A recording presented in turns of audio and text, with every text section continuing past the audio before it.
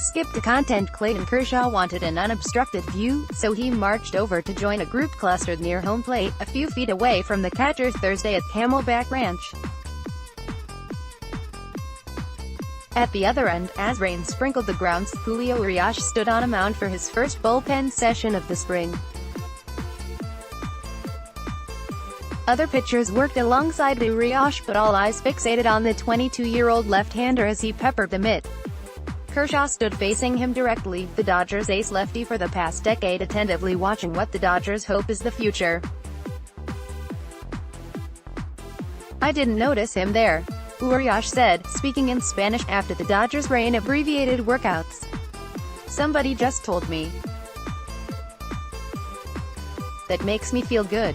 The Dodgers aren't counting on Urias to soon reach the potential that made him a can't-miss teenage prospect and made his bullpen session Thursday worth close observation. They aren't even counting on him to begin the season in the majors. Urias is expected to break spring training as part of AAA Oklahoma City's starting rotation. Manager Dave Roberts said Urias wasn't a candidate to begin the season in the Dodgers bullpen, and that he would be on an innings limit in 2019.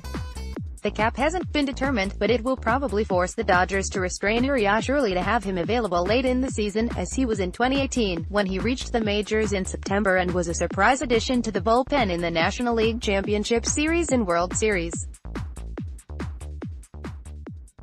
"He's a guy that was abbreviated last year, and when it mattered in the postseason we counted on him," Roberts said. "But if you look at the workload the last couple years, it's pretty low. So we've still got to be mindful of that. How we ramp him up is a topic at the forefront of our minds." Urias suffered a torn anterior capsule in his left shoulder in June 2017, a year after he made his major league debut at age 19, and didn't pitch in a game again for 13 months. His rehab workload was controlled as he rose through the minors, from Rookie League to Class A to Oklahoma City, and into the majors in September. He did not log more than 2 1/3 innings or throw more than 44 pitches in an outing. He made 3 relief appearances for the Dodgers, all late in games with the Dodgers holding a double-digit lead. He was sharp.